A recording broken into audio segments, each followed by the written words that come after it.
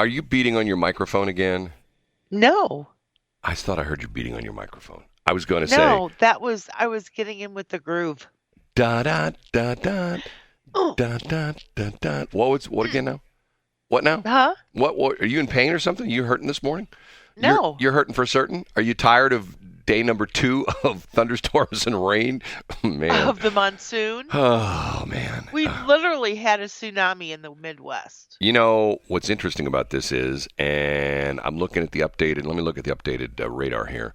I looked at it a couple hours ago, and the storm system, oh boy, pretty much, the storm system we are now, that's rolling over the St. Louis area, goes all the way back into Colorado. I mean, it's like... Are you kidding? No, it goes from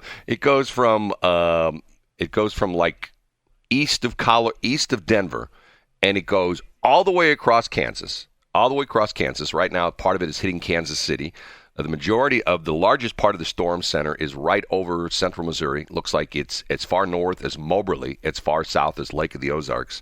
And then it goes over the St. Louis area. Now, we might get a little bit of a break here because it looks like it's trending just a little bit to the north, but then there's another one behind it, and it goes all the way into West Virginia. Blue Ridge Mountains? So, Blue Ridge Mountains? Not one continuous storm system, but for the most part, one system of storms that goes from Colorado right through the center of the United States, top to bottom center, all the way into Virginia. Yeah, I said West Virginia. It actually goes all the way to Virginia. Matter of fact, it's almost all the way to D.C. right now, if you can believe that. It's just bizarre. I can believe that. It's just bizarre. Could you imagine being one of those cars that got swept up yesterday morning? Boy, that was crazy. That was crazy stuff. Crazy stuff. I mean, the pictures of these cars almost being enveloped, and their lights are all on. So there's people in there. The lights are on, and there are people home. Huh? Never mind. Oh, and it just sat there, and it just made me think of John Schneider's, Chief Schneider with the Wentzville Fire Department, Fire Protection District, when he says, "Turn around, don't drown." Once again, the crazy thing on that is we hear those announcements. Oh, it's that fire guy again. Who would drive their car into the water, right? Yes. That's exactly because why does he do those announcements? Because he's probably pulled too many people in his years of service. He's probably pulled too many people out of flooded cars, and he knows what he talks about, right? You know what I'm saying? Absolutely. I mean, it's to the point where it's like people go, "I would never do that." Now, the main problem is, and I heard several people, talk about this on a couple of different other radio stations, and I know in person, someone said the exact same thing to me.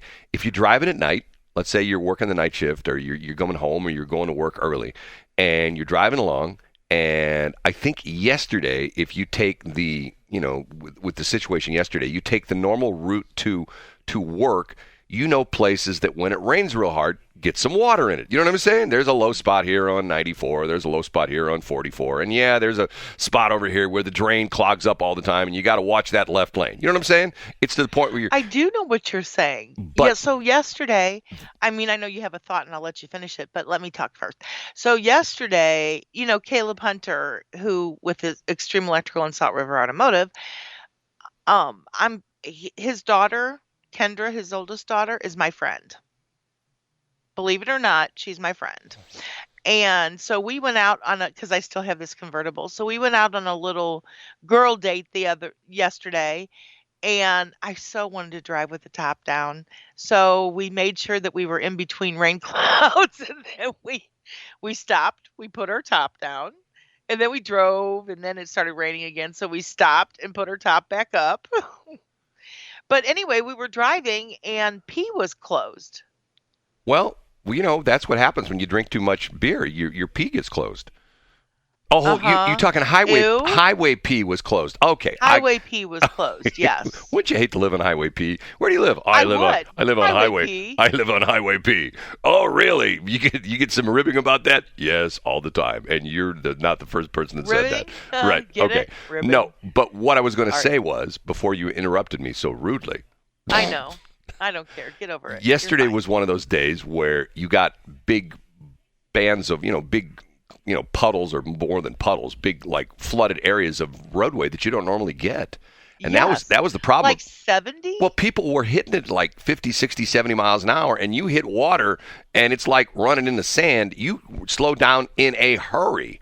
And sometimes I absolutely positively lose control of the car. So, that's, and a lot of times, like, think Shelley would learn her lesson by flipping off a state trooper and then wrecking her car, I didn't flip off the state trooper. That wasn't until afterwards. I had already wrecked my car. Okay. Anyway, so. I would never do that. That state trooper was so nice and such a gentleman. And he just wanted to see if I was okay. He probably was going like, "What in the world is her deal? I need to do a field sobriety check. Field sobriety test on her. What in the world was she doing?" No, but there were lots of people that drove into the water and didn't realize it was there because it's dark. It's like black ice. You know what I mean? You don't see it until you're already going sideways. You know what I mean? And it's the sort of same thing with that. But anyway, there was only one person in the entire St. Louis area that died as a result of this. I believe was drowned in a car, I believe in South City. And once again, this was like that down there too? Oh, so it was everywhere. I mean, I did not know the that. band of activity came through from the northwest to the southeast. So in other words, if you look at that, I wish I could find it again. The dude from Channel 4, the Channel 4 meteorologist, tickled his keyboard and hit the right keystrokes and produced this really cool graphic that showed the band of rain and how much rain there was in it. And what's interesting was it's like a slash mark going from like upper left on the upper left-hand corner of the screen to the lower right-hand corner. And it goes right smack dab through, from northwest to southeast, comes through St. Charles County. Then as it comes into the St. Louis metro area, it goes through Maryland Heights. Then it's trending southern, to the south. And it goes right through the city of St. Louis and then out the other end into Illinois. And there's spots in there where if you look at the little color code, when I looked at it, I go like, is this possible? There's spots in there where it said 10 to 12 inches of rain. And this was like cumulative over the course of the storm. Now, the official record, I think, was, everything's at Lambert, was 7.61 inches or something like that, which like broke a record from like 100 years ago, something like that. So anyway, and I'm going to say this, I'm going to get myself in trouble. And even to the point where I won't mention the person. I've talked about this in the air before. I get in trouble from you. I get in trouble from other people. And I'm just going to go ahead and say it. And it bothers me. Not that I'm a pet hater. But what with all the big stories on the front page of the Post and the front on all the news stations in St. Louis? Stray rescue and stray paws. The dogs that died. I'm going like... They were puppies. Yeah, but once again, they're dogs. They had their whole puppy life ahead of them. They're not humans. They're dogs. We have people... Matter of fact, I will tell, maybe next hour, I will tell the story. And you know what? I didn't realize it till about 6:30 last night. And I called my sister-in-law. And once again, her house flooded. And she lives in an unincorporated area of St. Charles County off of Junk Station Road. And this is like time number 6 for her. And this is sort of an interesting story. A long time ago, she's had this house for a long time. And creek in her backyard. No, never any problems. For years and years and years, never any problem. They built a new subdivision near where she lives, and it totally changed the dynamics of the drainage, and her house floods all the time. Now, what's interesting was FEMA, there were like 10 houses on her street that are like in this low area. I think she said they bought 7 of them out, and she's only one of 3 that's still there. And the crazy thing about it is, she, her house floods, the insurance company comes. As a matter of fact, yesterday, when I talked to her, she thinks her car's destroyed. Not only that is that it's at the bottom of a hill. You have to see where this is. Not only that is these big old logs and trees that were knocked down by the like by the storm rushing water, which in is the creek, stronger than anybody can imagine. Right, rushed and smashed into her car, and she's got like a foot of water inside her car. So I'm going like, okay, do you need me to come over to cut the trees away so you can get out? And she says, no, matter of fact, the insurance company just told me don't even touch it because they're going to have, you talk about people are going to be busy today. The insurance, the estimator guys, and claims adjuster dudes and dudettes, they're going to be out there. They've already been out there since yesterday. They're probably working long hours. Okay. Also, I want to talk about, we talked about Caleb. Now, Caleb's sort of down low, but he's not. Did he have any problems over there in Salt River Automotive, or where he's at on Salt River Road? He said a few places that water got in, but other than that, he was golden. So in other words, because he's almost in the floodplain, you know what I mean? I mean, like sort of across the street from him is where the floodplain is, you know what I mean? But he's got that big hill behind him, and I'm worried that there would be like rushing torrents of water coming down that hill toward his building. But he did okay then? He did. That's what he said. Not so much for Josh Pesamenti. And I texted him, and he responded last night. We'll talk about him next hour. One of our clients. And, man, I feel for him. Because I feel for him as on two levels. As a business owner and as an equipment owner.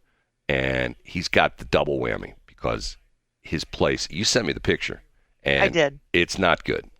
And he's such a good soul. He replied. Him and his bride. He replied last night, and we'll talk about that next hour. But okay. Anyway, if you have something that you would like to talk about, and once again, I give this number out in the air. This is my cell phone number. You know, I had this yesterday. I have a fight going on with a company that unfortunately we're forced to deal with at the radio station, where they send me these nasty emails, and I reply back. I go, I'm not going to talk to you back and forth over email. Here's my phone number. Call me. And they never do. And yesterday I had one of the supervisors threaten legal action against me. And I said, once again, I respond. And you know, it's interesting. This has been going on for a year. I respond back to the emails, and then nobody ever even sends me back an email. It's like probably because it's an unmonitored box. Well, once again, if you're going to send me nasty grams, let me at least reply. So now I got a supposedly guy who's like a vice president sending me emails, and I sent him an email. Matter of fact, here, let me see if I can find it. I'll read it. It's to the point where it's like, come on, guys, what is going on with this? I'm going to find it. Let me see if I can find it real quick. It's in my other box. Hold on a minute. Do this right here. Yeah. Hey, Bob, I've continually responded to blah, blah, blah emails I've been receiving. I've repeatedly asked to have someone call me at 314-280-8880. Never have I received a call. Do you only do business via email? I'm kind of old school and would like to conduct business on the phone. Will you call me, please? Brad Hildebrand. Have my phone number, my email address. Matter of fact, I have two phone numbers on there. I have a secondary phone number. I have both phone numbers on there. I bet you any money I don't hear from this guy. And, you know, once again, he's already threatening legal action. And I'm going like, and it's sort of a crazy story because I'll tell you the story. It's a brand new music licensing company that came out of nowhere. There's already three of them, ASCAP, BMI, and CSAC. Now there's a fourth one called GMR. And what do they want? They want us to mail them a check every month. You know, because we play music on the air. We promote their artists, but they don't care. They don't care that we give their artists free airplay. They just want money. It's just a money grab. And if you don't, it's like the goofy thing. I've even showed you this one. We get these nasty, FedEx packages from attorneys representing this guy who is a patent troll who has some crazy patent that was issued back like in the 60s for a patent for playing music from a computer hard drive. And he sends out all these, he has a patent attorney that literally sends a lawsuit to every radio station in the country, essentially saying, hey, you owe me $3,000 if you don't pay by such and such, see you in court. I mean, I get one at least every 6 months. Every 6 months. And it's interesting because it's to the point where it's like, and same kind of deal. I reply back, I send a letter back, please contact me and let's discuss this on the phone. Never hear from anybody. Do people not use the phone anymore? I don't know. I don't think so. I'm going like, once upon a time, you got on the phone and you conducted business, right? Yes. I still do business on the phone. You do too, don't you? Yes, I do. I don't get it. Maybe it's to the point where I think here's the thing. If they do totally email, then they've got an evidence chain of whatever you said, but if you're on the phone, unless they record it, they can't say, well, which everybody records. I know. It's to the point where it's like, dude, just record the phone call. I don't care. Ask me if I mind if the phone call's being recorded. I'll say, no, go ahead and record me. I got nothing to hide. Let's just talk. Let's just not send out stupid emails that you don't respond to. You know what? There was a guy. I shouldn't tell this story. There was a guy. But you're going to anyway. There was a guy that, that had this thing on YouTube where it was a system where you could set it up where it's like a robo-dial, like you get all these stupid robo-dial calls. You could create your own robo-dialer. You took an old computer and you put a modem on it and you modified this and it would call. You'd say, okay, call this person every 10 minutes, and you put their phone number in and you recorded a message. Hi, this is Brad. You've been sending me emails and you won't respond to my phone call. So I'm calling you. Please call me at 314-280-8880. Thank you. And then 10 minutes later, it calls again. And it just does that however long. You said you want it every 5 minutes. It'll call every 5 minutes. I'm going I want to get me one of those and put these people into it that okay, fine. I'll just call you every 5 minutes. And one of these days you'll answer my phone call, right? I find it fascinating that, and we've dealt with this with politicians. I had Mike Elam on the air yesterday, okay? Yes, you did. He's such a fine man. There is a guy who's running against him who I have talked to personally, offered him time on the air, refuses. Won't come on the air? Okay, whatever. But now what's going to happen is... I don't know. I don't understand it. Mm-hmm. I mean, if you're running for political office, and I get the whole thing that if you're somebody like, some certain politicians, they say things, like Trump. Trump will say things from the top of his head. So will Biden. Remember, last week, Biden said he had cancer. Do you know this story? I missed that one. He said he had cancer last week. I'm not kidding.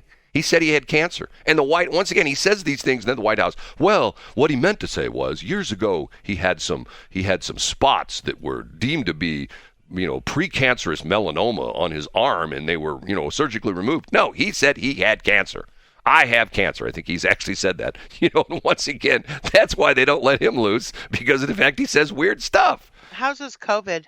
Supposedly he's back to normal. I think he's actually out. I think today is his first day out of quarantine. So anyway, he's going to be out and about today. Because for some reason, I just feel, I don't know why I feel like this, that You feel he's going down the slippery slope? No, I feel like they're going to use COVID fog to who knows? Clean up their mess. Who knows? Okay, we have to take a break. God, I just realized, damn it. Why is that on there? Okay, I got a mistake on the line. Because it's supposed to be. Yeah, okay, we have to take a break. It is 6:31. Break. Westplex107.1. You are listening to Westplex107.1, 104.5 KSLQ, and AM 1350 KRAP. It's the Trimalcast. BS.show. What is it about? Absolutely nothing. It's a show about nothing, for real. It's just Brad, he's the B, and Shelley, who's me, who's the S, kind of, yeah. We had a guest this morning, but they canceled. Oh, really? 7:30. Yeah, I'll tell you who that is later. Anyway. Oh, okay. Yeah. You know who I'm talking about, don't you? I do. Yeah. Okay. Which, trying to.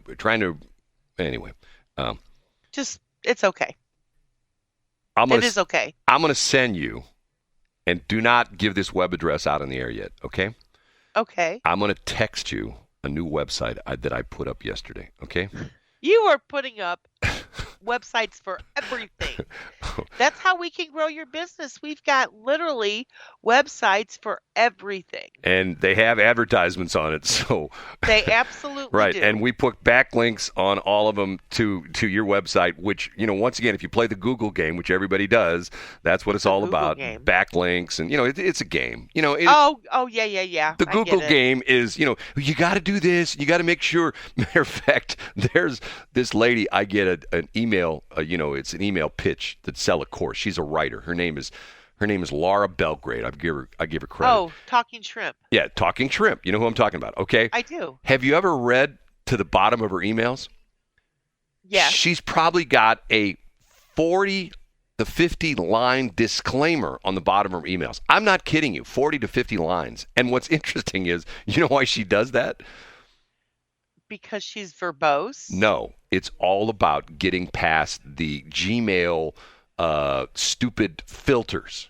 So in other words, I can see that. What she's doing is she's putting in, because the Gmail filters are looking for certain words and things like that. Like you can't say this, you can't say that. Hold on a minute. You know what? Talk for a minute, okay? Okay, for a minute. Anyway, going back to my little excursion with Miss Kendra Hunter. So we sat there and we went to this lovely little ice cream shop. We had a taste for ice cream. So we had this lovely little ice cream shop called Utterly Moolicious. And I'd heard of them, but I didn't actually think they were out that far. But it was lovely. We had some really good. I had Dole Whip and some sherbet, and she had chocolate and more chocolate and chocolate even a little bit more. So, um, but it was lovely. So Kendra, thank you for hanging out with me yesterday. It was lovely. Caleb, thank you for, letting your daughter in my little bubble. Now, Caleb is well aware of your idiosyncrasies, and Yes. it could be that you may be contributing to the delinquency of a minor. No, I'm very specific, Brad. I know what I did in my youth, and I try everything I can not to promote that kind of behavior. You're doing just the opposite of what you did when you were a kid, right? Yes, actually. Caleb, you can trust me with your daughter because I was a terrible person when I was your daughter's age. So I'm just doing everything exactly opposite what I did with your daughter, right? So, Yeah, okay. she's really a cool gal. Okay. And we just sit there and we talk and we laugh and yeah, it's just she's lovely. Okay. I love her. I'm going to ask you a nosy question about it. And by the way, the reason I had to leave for a minute is it's not even 7 o'clock, and I've screwed up 3 times already. And once again, everything's my fault. And Mike Otten, thank you so much. I did screw up, and I forgot. Okay, so what's interesting about this is that I find it sort of interesting that women, and you might get mad at me when I tell the story, but Probably. women are trying to help other women. Okay? Yes. Okay? And Yes.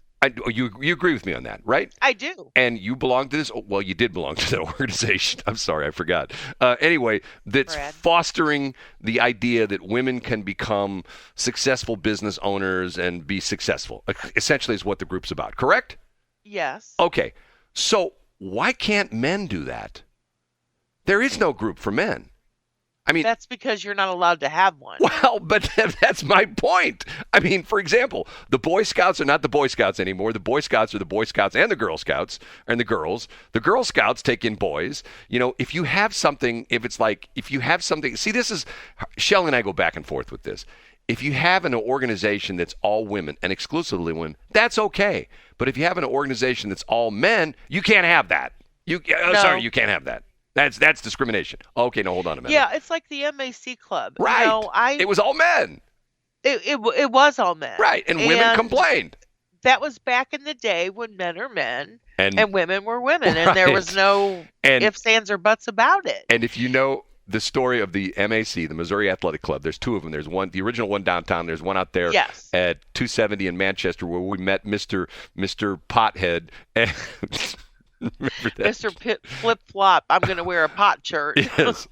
I'll broadcast to the world that I get high morning, noon, and night. Anyway, so the old deal with the Missouri Athletic Club downtown was one of the reasons they gave that women couldn't join was the rule in the swimming pool. And tell me if I'm, correct me if I'm wrong on this, but I know I'm right. The rule for the MAC swimming pool back in the day was you had to swim naked, correct? Okay.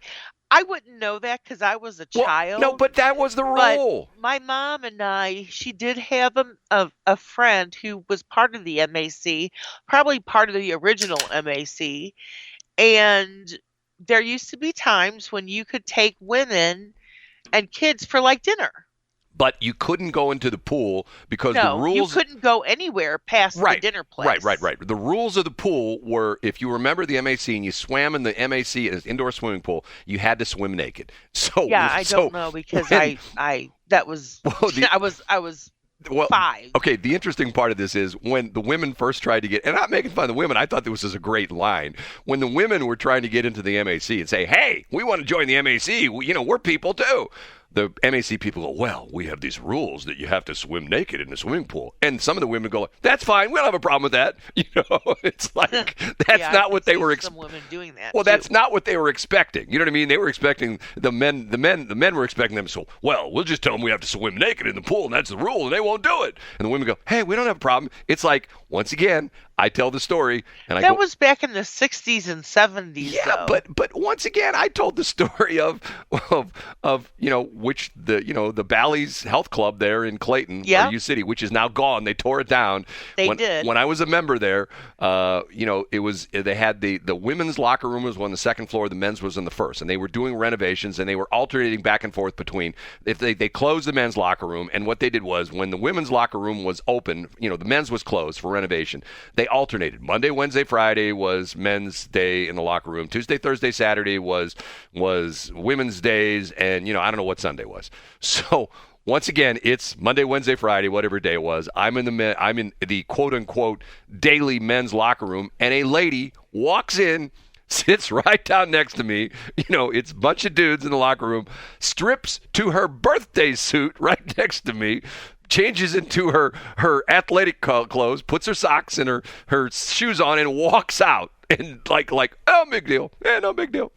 And it was funny because the locker room, because, you go in a locker room, men's locker room, there was always people in there talking trash. They're all, hey, boy, you were really ripping it up today. What'd you pick up 10 pounds of weights? That kind of stuff, all that kind of. So she walks in, and as she walks in, and luckily she was right next to me, the locker room becomes absolutely positively silent. Nobody says a word. And then a whole bunch of shrinkage went on.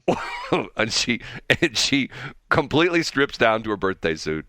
And I'm going like, now, remember, we've talked about... Do you remember her name? No, I have no idea who she was. What do you remember about her?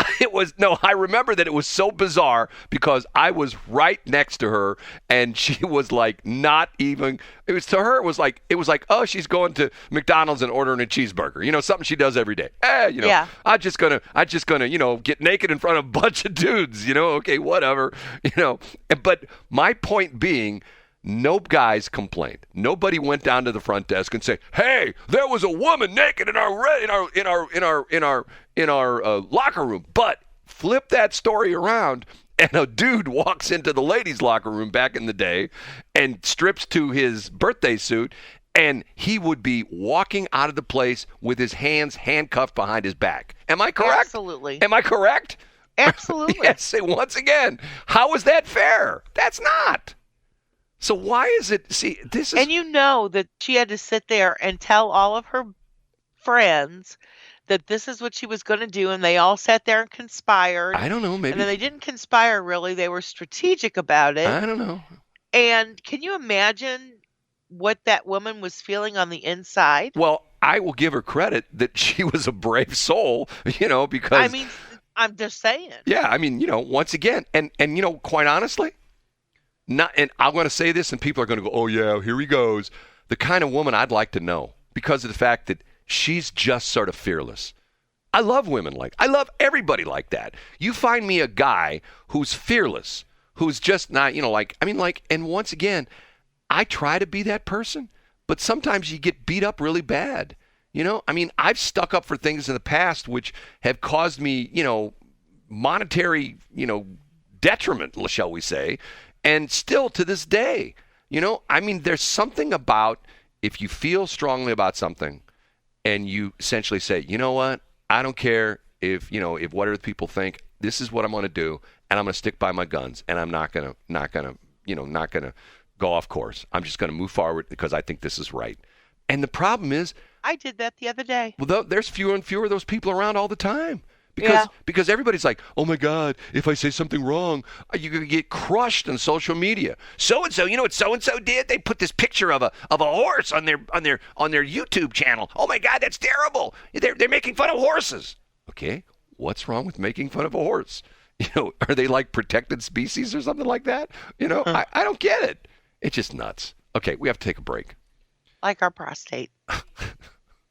Every time you say that. I know. It has to happen, and I can't. I know. Well, he needs to be remembered. I can't find it quick enough. Hold on. Here, hold. That's what she said. Hold on a minute. Hold on. That's what she said. Okay. Oh, that one you found with no problem. Well, no, I know where that's at because that's on the last page. Okay, here we go. I had prostate problems that were driving me nuts. The late, great Larry King. Okay. Yes. It is. That's from a commercial he did. That's not a joke. That is actual commercial he did. For real. Yes, 6:49. Hello, Wentz. It is BS. Hold on, I screwed up again. I forgot to stop that. Okay, it is BS.show. I'm Shelley. She's Brad. Together we make BS. You know what we didn't talk about? This came out Sunday. A lot of people talked about this. About What's that? The XFL coming back to St. Louis. You know about that? I don't even know what XFL is. The XFL football league, the league that was started by, the WWE dude, and then the pandemic hit and they stopped it. You don't remember what I'm talking about? No. You really don't? No. Anyway, it's the alternative. It was the second Is that the Inside Football League? No, they called it the XFL. Okay. So outside? No, I take that back. It wasn't. It originally was started by Vince McMahon and the wrestling dude, and then somebody else took it over, and now it's The Rock who owns it or something like that? No, The Rock had it. That's what he has. The Rock had it, and now there's a woman who owns it, okay? They announced that they're coming back. Come on. Computer is still screwed up. Hold on a minute. One more time. Yes. Okay. I cannot get this to stop. Hold on a minute. What can't you get to stop? It's me talking? No, it's playing. It's playing in the background. You don't know. See, it's still. Excuse me? It's still going. Hold on, let me try and find it one more time. Okay, right here. Man, I am really screwed up. I don't even know where this is coming from. I may have to do a reboot here on the air. Stop everything. Reboot on the air. Yeah, it's ladies terrible. Ladies and gentlemen. And once again, I will say this is my fault, and this time it's not, but I will say it's my fault. That works. I can't get it to stop. Coming to the top of the hour. Hold on. Let me see. Where am I? I know there's people going, what's he talking about? It's 6:58. I know, but I'm trying to see where I'm at on the computer. I don't see. I think the computer has gotten away from me. Let me do this. Stop that. Okay. Now let me try to do this. I'm just talking as I bear with me till I'm trying to find what's going on here. Bearing. Okay, hold on a minute. I'm having a problem here. I'm having a serious issue with the computer. It's not cooperating. Okay, I should be right here. Is this mic on? Yes, your mic's on. Okay. Anyway, We'll talk about this next hour. I want to talk about briefly a computer issue there. The bizarre part of it is St. Louis has a team. There's going to be 6 teams in the league. And the teams are all going to stay in Texas, and then they're just going to come up for the games. All 6 teams are going to be headquartered in Arlington, Texas. We'll talk about that next hour, okay? Which I'm going like, that's sort of weird. You have a home team and they're not home. Anyway. Exactly. So I got to go. I don't mean to cut short. It's 6:59, 53 seconds. I got 3 more seconds. Otherwise, the computer's going to grab me, and I do not like where it grabs me, okay? 6:59. Man up. It is BS.show. I'm Shelley. She's Brad. I thought the song was over. It keeps going. And you thought I was the fault for that all the time. It's you. You are my mentor. Hold on. Here we go. No. You know what? Normally I don't do those kind of mistakes, but today is different because I've got technical issues. Today is a brand new day. I've got issues I'm dealing with. And I just realized I said something. Do you have issues? Is that what you're telling us? Can I tell you a weird story? Please. I would love a weird story. I've had a guy not once, not twice, but 3 times contact me. I'm telling you the truth. This is a true story, okay? He wants to hire me to go on a sports station. Okay? Now, you laugh about that. And the first... Drawback 2 and punt, Brad. No. The first time he contacted me, I thought to myself, is this guy being a smart donkey or is he the smartest guy in the world? You know what I mean? And here's his reasoning. He knows I know little or nothing about sports. And he said that he's trying to put together a new sports station. This is what this is all about. Another sports station. Like we need one of those, okay? Just like we need another talk station. Better than a conservative talk. Right, like another talk station. We had one, now we got 18 of them. Okay. His idea is that I am so stupid at sports that I will attract an audience to all these sports geeks that call up, you don't know what you're talking about. Well, they should really put me on there then. Well, and I really don't know what I'm talking about. I just proved that point because I made 2 glaring errors last break talking about the XFL, okay? I made the mistake of saying Air number 1, there were 6 teams. Actually, there's 8 teams, the new XFL. And I made the mistake of saying that The Rock used to own the team. This is where I got confused. Back in, was it 2001? Vince McMahon came up with the XFL, lasted 1 season, okay? Then in 2019, he resurrected the XFL. Vince McMahon still owned it. This is the second mistake I made. He's owned the team in 2019, started, and the Battlehawks really took off here in St. Louis. Matter of fact, the Battlehawks had the best attendance of any XFL team in the league, okay? And if you remember the story, they were only selling tickets in the lower bowl at the Dome, and they had so many people show up for the games, they had to open up part of the second bowl, the upper bowl. Anyway, the team flopped, not because of the fact that they weren't doing well or the football wasn't fun. It was COVID, because they had to essentially shut the team down because of the fact that the COVID thing happened. They started play in, was it January they started after the NFL season. They started in February or March of 2020, over 2 years ago. Okay, so here's my third mistake.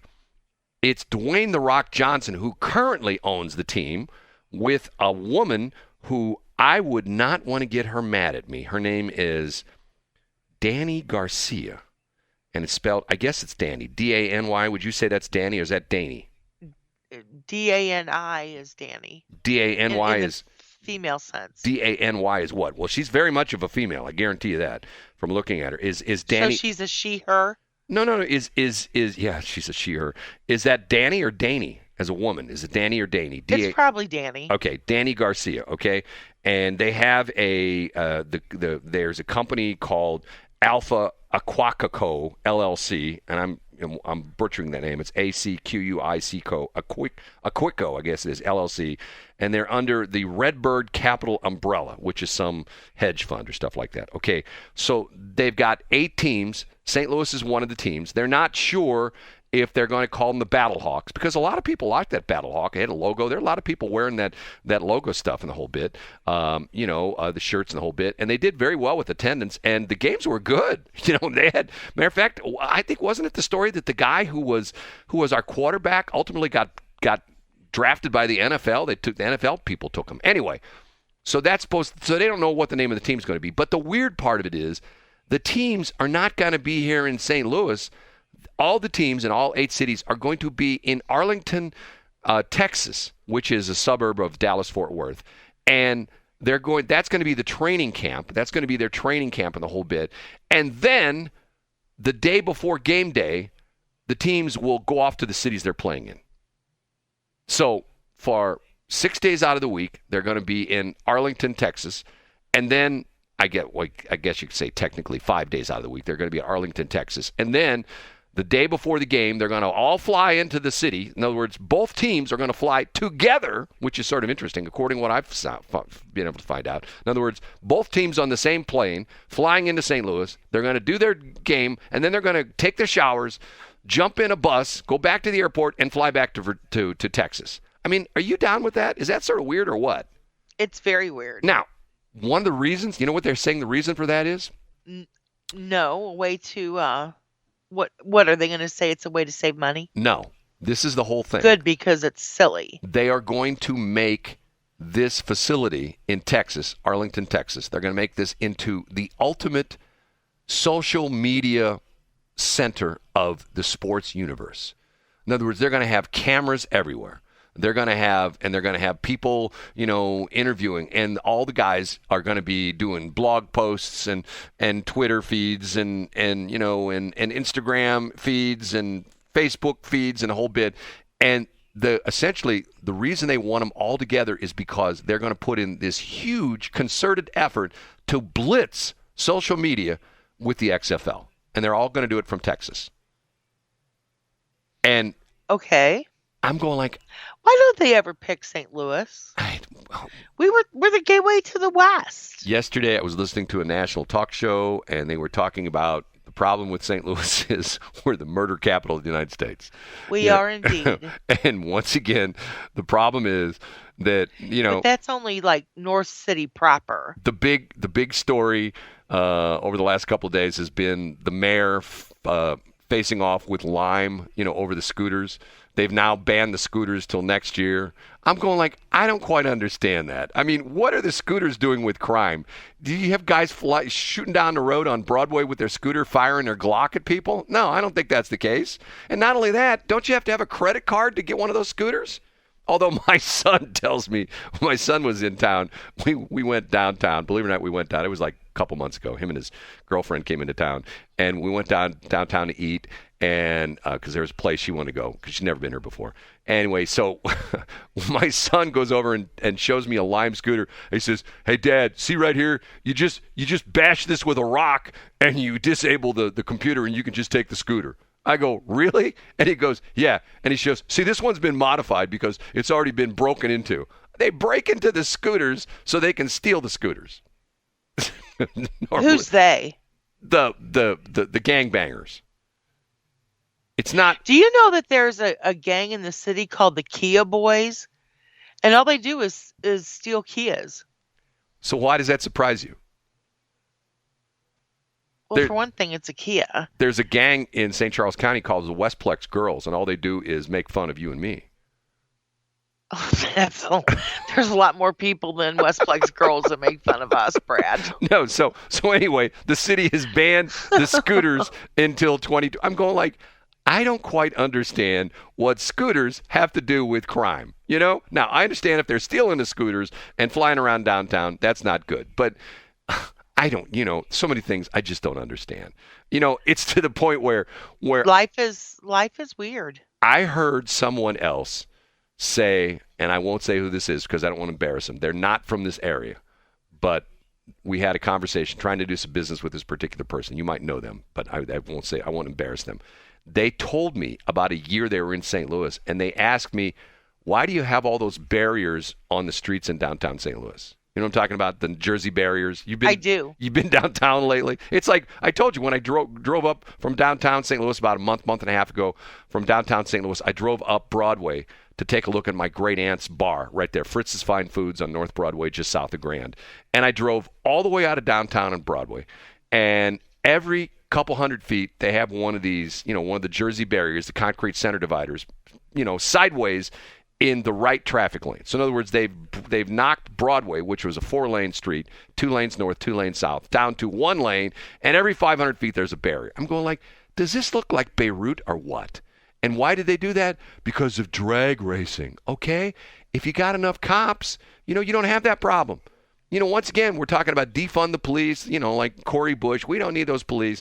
Cori Bush, the smartest woman in the world, and I'm saying that with huge air quotes to the real smartest woman in the world. The smartest woman in the world, Cori Bush, quote unquote, the smartest woman in the world, wants to shut down Boeing. Guess what her district is? North County. Guess where Boeing is? North County. She wants to shut down the largest employer in her district. Does that make any sense? Did she say why? Oh, defense. She wants to, What about defense? That's terrible. We should spend our money on other things instead of making, planes of war. We shouldn't be building F-15s and F-18s to protect us. We should be buying, food for people who can't eat. We should be buying houses for people that are homeless. That's what she says. I'm going like, I don't get it. I just don't. And you think I know this woman? Cori Bush? Oh no, I've never met her. No. The other woman is made the comment about what are all the barricades. And if you've been downtown lately, it's really sad. It's like on Broadway, and on 4th Street, it's the same thing. Right in front of the Dome. They've got it's one way. Broadway's one way northbound and 4th Street is one way southbound. I think I got that right. Anyway, the street, like at one point right in front of the Dome, I think it's 6 lanes wide. They've got it narrowed down to like 3 lanes or maybe even 2 lanes because they got all the Jersey barriers in the right lane because you can't use them anymore. Why is that? Because they drag race. So you know what? Here's what you do, okay? If you go across the river, there's this place called Worldwide Technology Raceway, okay? And guess what? They got this big oval track, and they got this drag strip. So why can't the city essentially say, if they're having problems with the kids drag racing, why can't they say, hey, Worldwide Technology, hey, we know you want to do good in the community because that guy who owns that's a local dude until he gets bought out by the Hoffmans. Anyway, I'm sorry. You jest, but that's coming. Yeah, right. Anyway, he wants to do good in the community. So essentially, the mayor of St. Louis should cut a deal with the dude from Worldwide Technology and say, hey, look, we got a problem with these guys drag racing. Can we have like 2 nights a week at the drag strip over at WWT Raceway? Can you give us and matter of fact, if you want us, we'll pay for it. We got all this money for the federal government from COVID stuff like that. We got money from, we got hundreds of millions of dollars from Stan Kroenke, he gave us for, ditching us with the Rams. Can we pay you some money to use the drag strip? And matter of fact, hire some tow trucks. And if the guys, we can't get our car across the river, hire some tow trucks, bring some food trucks over, have it all paid for. Guys, you guys want to drag race? Don't drag race in downtown St. Louis. We'll tow your cars, put them on a flatbed tow truck, take them over to what is that, Madison, Illinois, or whatever is over there, just east of East St. Louis. We'll buy you food. We'll give you a racetrack for free. Just don't drag race in downtown St. Louis. I mean, see, that's why I never get elected, because that's the kind of stuff I do. I go, okay, there's a problem. Meet with them. Go down and talk to instead of forming. I'll solve it. I'll solve it. Instead of forming a stupid committee, hey, we're going to form a committee to figure out why we have all this drag racing problem and all these street hoodlums in downtown St. Louis riding my son calls them the hooligans, the hooligans. And they're also called the 12 o'clock boys. You know what the 12 o'clock boys are? No. The 12 o'clock boys, this started, was it in Philly? The 12 o'clock boys started where the inner city guys got into dirt bikes of all crazy things. Once again, it's sort of funny because you think of dirt bikes, you usually think of Bubba out in the farm who's got his Honda 250 dirt bike and he's going flying around out in the fields. Okay. Well, all of a sudden the inner city boys think, hey, those dirt bikes are sort of cool. Let's get dirt bikes. So what they would do is the 12 o'clock boys, if you were really good on your dirt bike, you could do that wheelie and you'd put the dirt bike straight up in the air at 12 o'clock. Get it? That's why they call it the 12 o'clock boys. So in other words, if you could wheelie on your back wheel, but not like a 45-degree wheelie, a 90-degree wheelie where, you're hanging on to that bike because it's vertical. In other words, it's no longer, two tires on the road. One's on the road. The other one is straight up in the air. That's why they call them the 12 o'clock boys, because it's extremely difficult to do. And in fact, I've heard, I have a police officer friend of mine who every once in a while will give me the latest term. This is not all that new, but he said something the other day to me about, he says, he's talking about one of his friends. He's one of the jump out boys. You know what the jump out boys are? No. This is another one. This is a police term, okay? The cops who are out there listening go, we know exactly what jump out boys are. Jump out boys are like, they could be the SWAT team, but mainly they're like the undercover drug dudes. And the reason they call the jump out boys is because all of a sudden you're doing a drug deal and all of a sudden a black SUV pulls up and a bunch of guys jump out and throw the handcuffs on you. Or as they call it, slapping silver. Slapping silver? Slapping silver. I don't get that analogy at all. Handcuffs. The handcuffs are silver.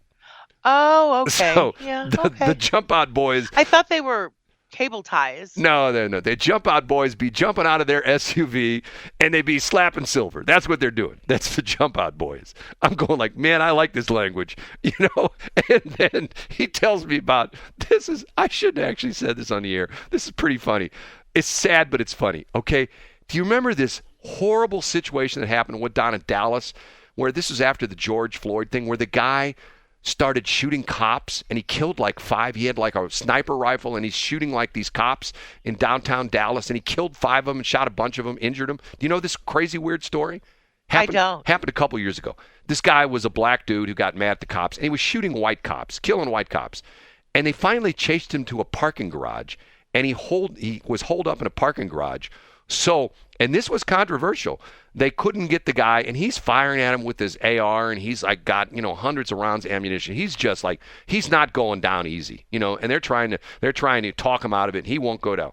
So they bring in this robot, this remotely controlled robot, okay? And the robot takes like a hand grenade and goes up to him and blows the guy up, okay? Okay, I'm sorry. Literally kills him. Well, I kind of did, okay, go on. The robot attacks him with an explosive device and blows the guy up and puts the thing, okay?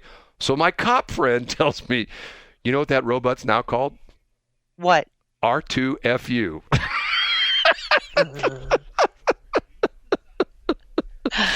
Oh, goodness. As in R2D2. They now call that robot, the police call those the R2FU robots. And I'm going like... Oh, that is so funny. Yes, R2FU. And I'm going like, okay, I learned about the Jump Odd Boys, and I learned about R2FU. Man, I'm digging this police talk, you know? I'm going like...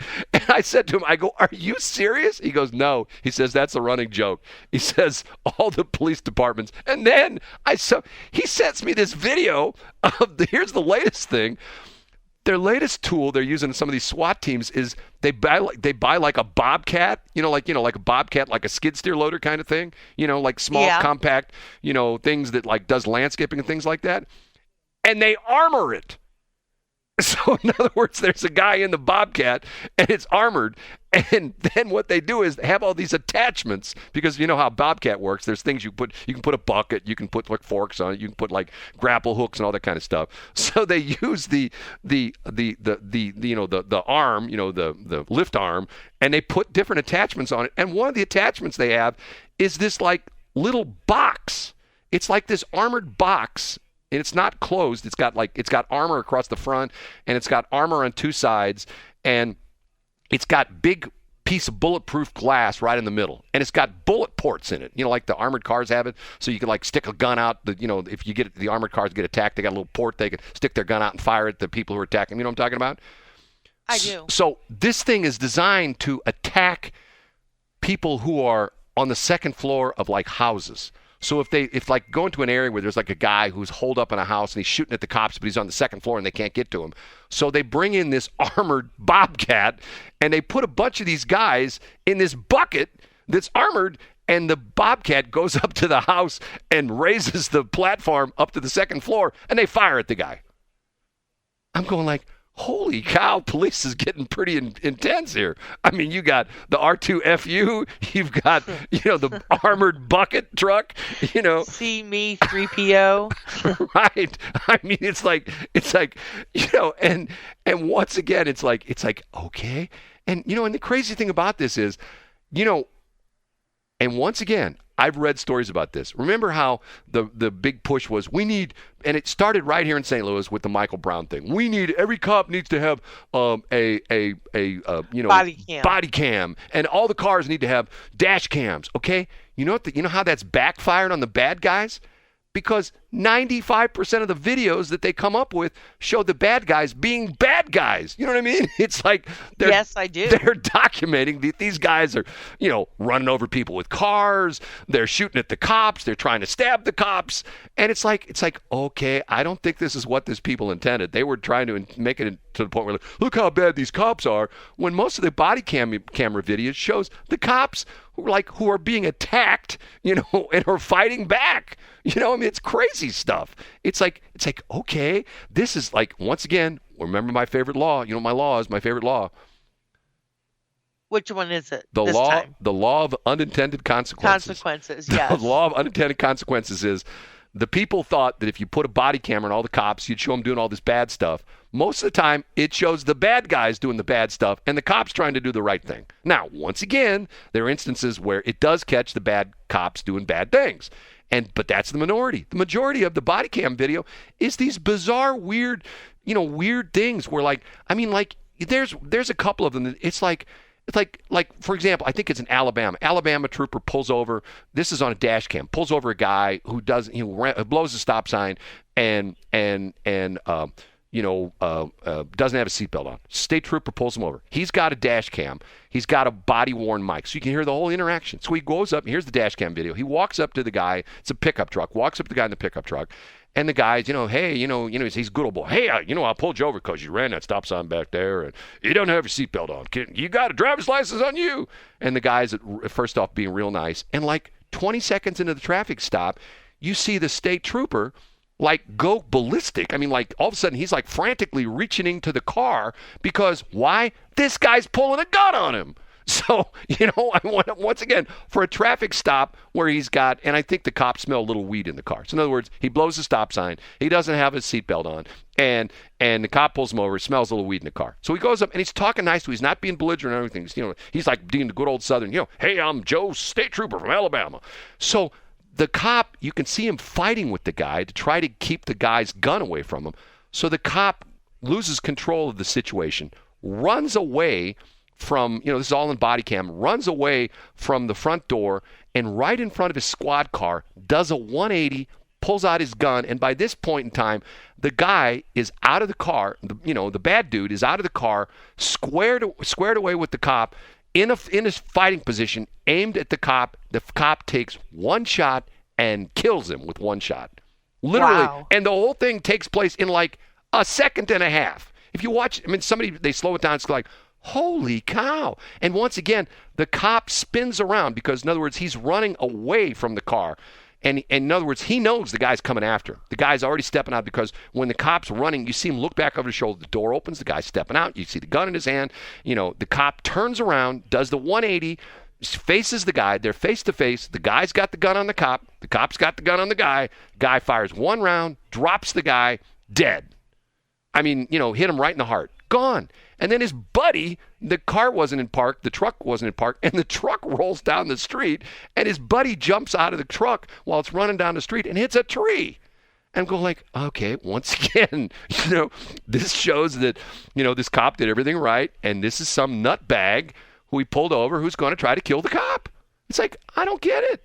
Once again, you get a ticket for, running a stop sign, doesn't have a seatbelt on, a little dope in the car. What's that? In New York, that's a $10 fine, right? It's no big deal. You go to traffic court, you pay your money, you go home. You don't shoot a cop over that.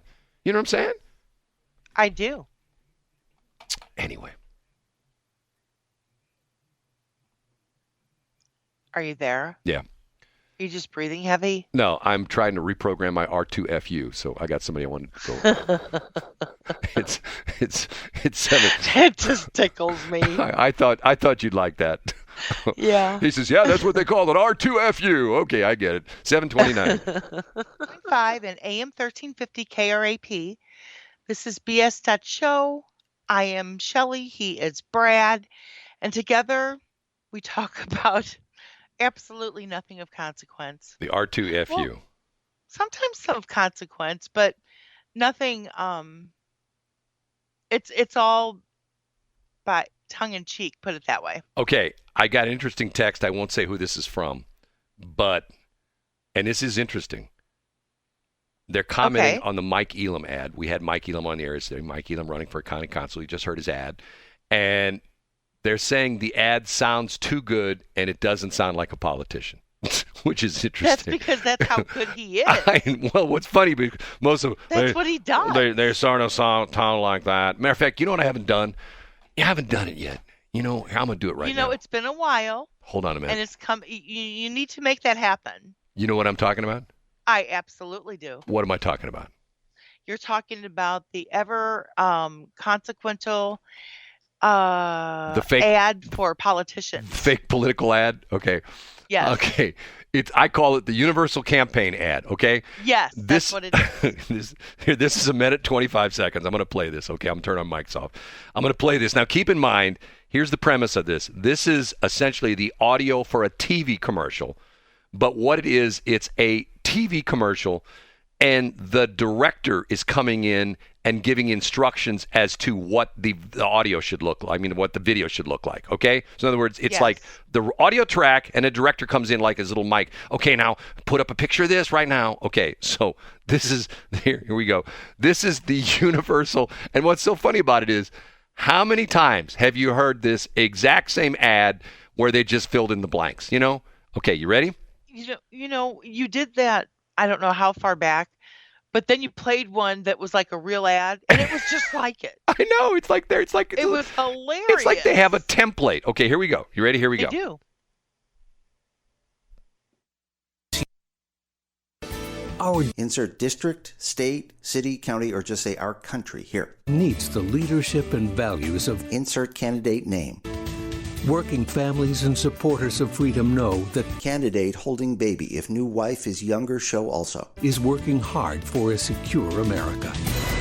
And yet, some people still support black and white photo of opponent looking scummy. Don't they remember how he or she voted with big corporations and powerful elites for symbolic wedge issue? Time and again, black and white photo of scummy opponent shaking hands with convicted lobbyist pedophile has declared war on family values. What a contrast to candidate in elementary school classroom, couple of black kids who'd had the courage to stand up to the special interests and fight against latest focus group talking points. Don't be fooled by the same old double talk. Vote to protect our children and our district, state, city, county, or just say our country. Vote for candidate in hard hat shaking hands with ethnically diverse workers. And send a message to the Hate America First crowd that black and white photo of opponent split screen with Adolf Hitler represents. Candidate standing in front of a war memorial. Then I approve this message. Paid for by untraceable political group with misleading name, powerless figurehead. Chairman. Now, is that funny or what? Because, it's hilarious. I had to turn my mic down because I was sitting there giggling, and I'm like, it's going to ruin the commercial. And what's so funny is it's so true. You watch these TV commercials, and when they're talking about the candidate, it's like this uplifting music. Here's a great guy. He's a great guy. Now his competition. It's like this, like it's almost like Jaws kind of music, like sharks. Like and then they talk about he's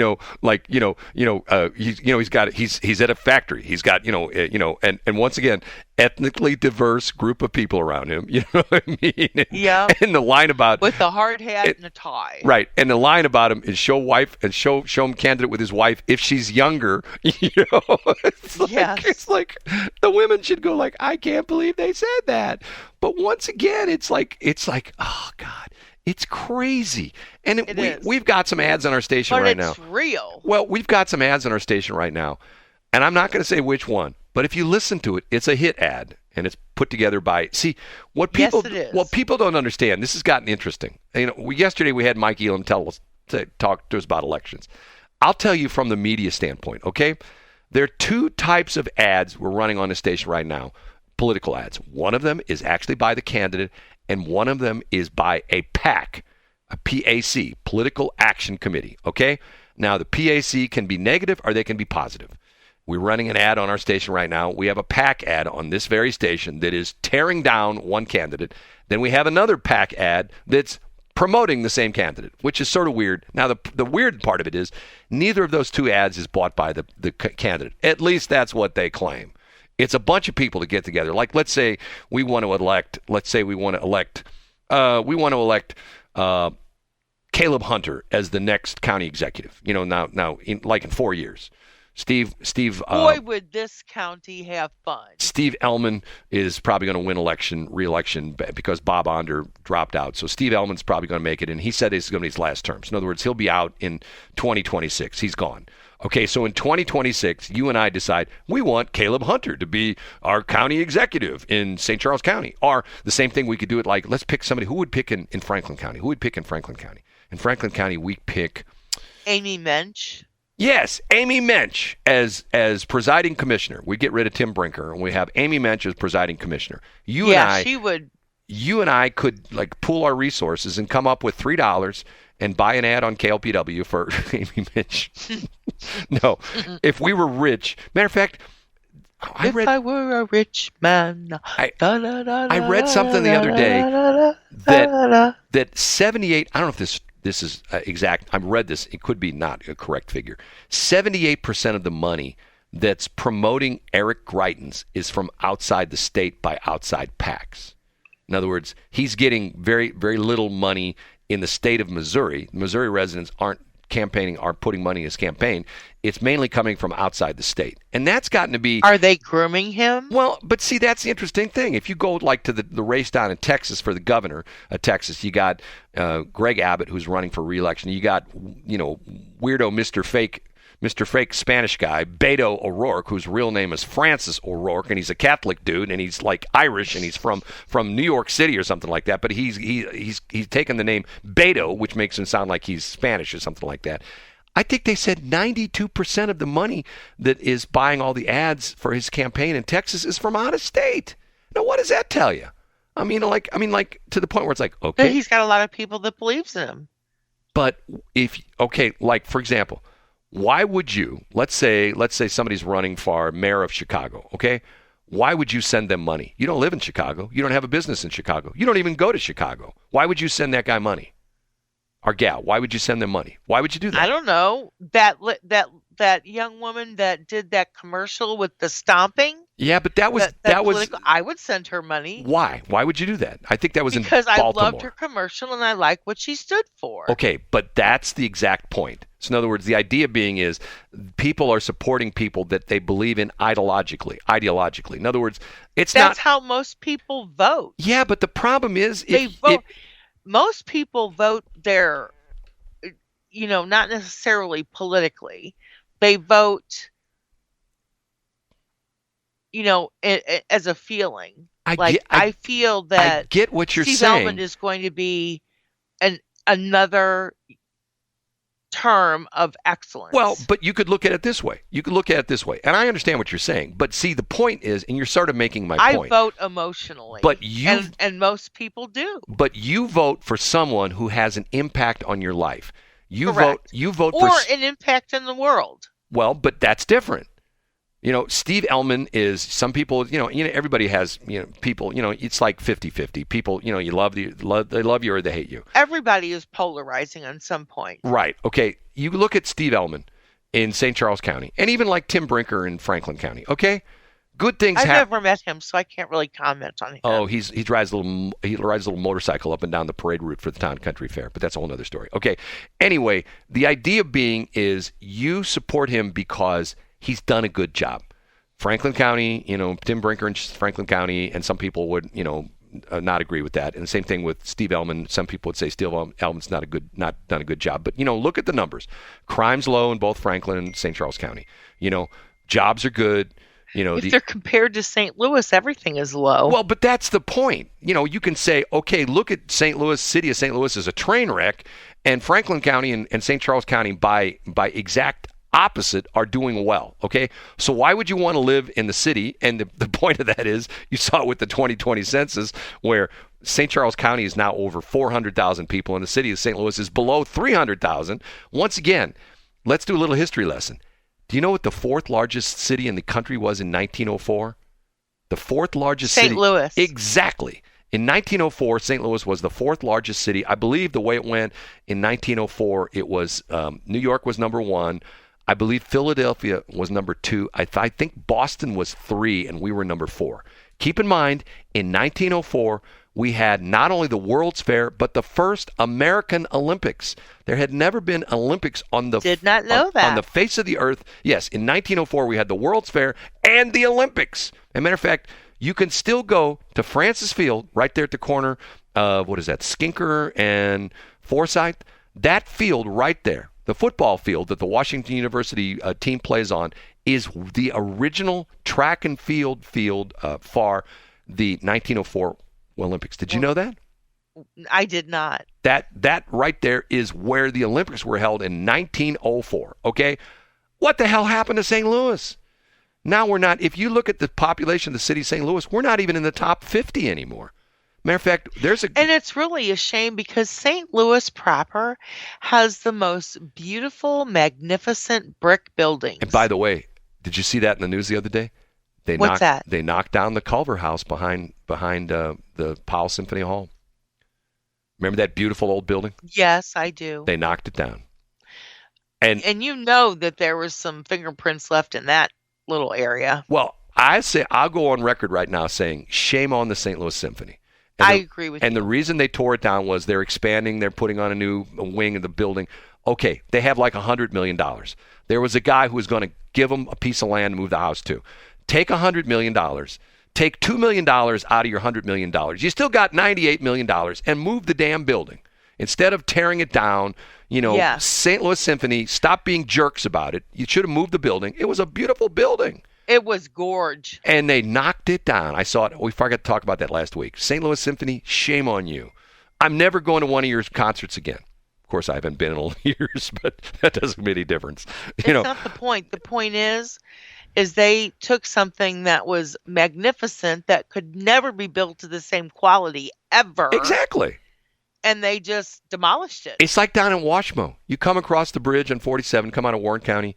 You go 2 blocks south. There's a whole city block that's just a big empty field now. They knocked down a bunch of houses. Yeah, some beautiful houses. I'm going like, okay, it's historic Washmo.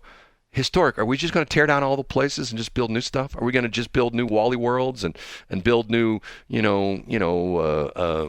Dress for Less, Ross Dress for Less, a new, what's the other one? Kohl's and new Tarjays and stuff like that, and put in a Marshalls. second, like we really need a second, Starbucks, stuff like that. No, you tear down an entire block. You go to Europe, you got houses that are hundreds of years old. Some of them are thousands of years old, okay? But not in the St. Louis area. You got, remember I told you the story about the building that when I worked for the St. Louis Community College District, we had a wing of that office building out there at Clayton and Clarkson. It was like 8 years old and they tore it down. They tore it down to build, what did they tore it down to build? A Straub's. And the Straub's lasted 2 years and went bankrupt, okay? I don't get it. I don't understand it. Why do we have this, we love our history, until we don't like the building because we're trying to build a new building and we're just tearing down the old one, historic building. I mean, like if somebody said, the smartest woman in the world says, wood rot, asbestos, mold, lead paint. That's why. Yeah, but all that could be abated. Right. You can tear all that stuff out. Yeah. Wood rot, asbestos. Now quantify the cost of that. Okay. Once again, what did we do in the Central West End on Long Del Mar? We spent what? $65 million to put down tracks in Del Mar and buy old pieces of crap, street cars that don't work. And they couldn't, that were not named Desire. Right. And we couldn't fix the Culver building behind the anyway. What is she saying right now? $3.2 million to move it. Once again, the guy had a place to move it to. The guy was going to give up a free lot. The St. Louis Symphony is spending $100 million on their expansion. Take $3.2 million, which is 100. Let me do my math. Hold it. 3.2 million of 100 million is what? 3.2%? Do I do my math right there? That was an easy one. 3.2% of their budget. And they could have, they could have called it the violin building. They could have called it the music building. They could have called it the bassoon building or something like that. It could have been a nice little hey look at place where people could come and look at the history of the Symphony Hall, it could have just been lovely. Or they could have turned it into a nice little building where once a week or twice a week, members of the symphony would come and teach kids how to play instruments. Hey, there you go. Thursday and Friday after 3:00, come to the Culver building, which we moved, and we're going to teach you how to play the oboe, the violin, the drums, whatever. No, but they tear it down. I don't get it. I don't understand it. Of course. I don't know how to explain that. Of course. It's 7:51. She says parts were salvaged. Tear it down. Not on historical registry either. Who cares? Which brings to mind, why isn't it? I heard a guy last night, a developer, talk about this, which is pretty funny. He talked about he bought an old house to renovate it, and the city was going to give him a grant. This is like the perfect example of the government that can't agree with one another. The city was going to give him a grant. I'm not going to say where this was because I'll get this guy in trouble. The city was going to give him a grant to renovate it, and it had a big front porch on it. But back in the day, they didn't put railings on the front porch. So the historical commission, in order for him to get his grant, had to restore it exactly like it was before. But the city inspector would not give a permit until they put railings on the front porch. See where I'm going with this? In other words, one branch of the city saying, okay, in order for you to get this grant, you have to do it exactly like it was when the building was built, and that means no railings on the front porch. But the building inspector says, hey, I got bad news for you. I don't care what they say. But you know what? You're not going to get an occupancy permit unless you put railings on the front porch. So he's going like, okay, I got two branches of the city government. One tells me not to put the railing on the front porch. The other branch tells me, put the railing on the front porch. Which one do I do? Why can't you get those two branches of government in a room together and say, okay, guys, look, you guys over here, you need the railings on the front porch. You guys over here, you don't want the railings on the front porch. Let's work this out. We both work for the city. Let's get this taken care of. Let's come to a compromise. Let's say, put half the railings up in the front porch and everything will be hunky-dory. No, we can't do that because that violates the building code. No, we can't do that because that violates historical preservation code. It's like, remember there was the people in Florissant that got in trouble for putting vinyl siding on their house? Remember that story years ago? I do. And they end up in court. I think they got sued by the city and I think they lost their house. God, how weird is that? You know, but you can put vinyl siding in your house. But Shelley lives in the nice neighborhood. She puts titanium siding on her house. No, there's actually a new siding that's not masonite, that's not hardy board, but it's newer and it's not vinyl either. It's the Selena Gomez board. It's $754. Oh dear. It is BS.show. Shelley, I will apologize to you and everybody else. This has not been a good show this morning. It's all my darn fault. I screwed up a couple things on the log. I screwed up a couple things on the computer. I screwed up a couple things on the board. It's all my fault. Was I supposed to disagree with you? You're supposed to say, Brad, don't take it so hard. No. Brad, don't take it so hard. No, you're supposed to say, it's not all your fault. No, you're supposed to say, yeah, well, that's because you're a man. If a woman were running the station, that would be my mom. If a woman were running the station, it wouldn't have those kind of problems, right? That would probably be your mama, yes. That would be my mom. Well, that's because you're a man. If a woman were running the station, things would go smoothly. But you're a man, so things are all screwed up. You know what? I wish I could have met her. Guilty as charged. Yeah. Well, she loved you. She hated me. Okay, we got to go. You ready? Say goodbye. Great. Have a great day, everybody. Peace. I fly. And hump day. Yeah. You had to get that in. 7:59. Absolutely.